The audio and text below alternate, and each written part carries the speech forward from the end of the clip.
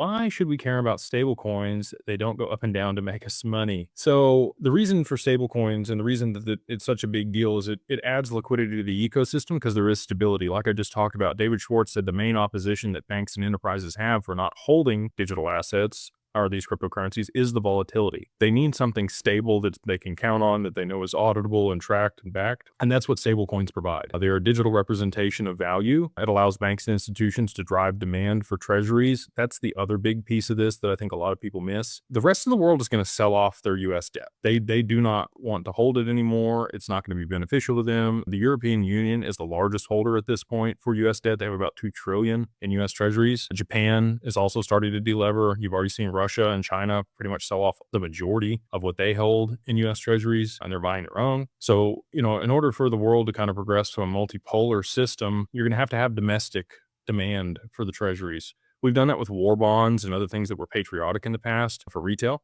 right? But at this point, with the Stablecoin Act, you have real institutional demand domestically here for treasuries and US debt. And that's good for our economy to be able to stabilize that, because that is really the bedrock and the backbone of the financial system as it sits today.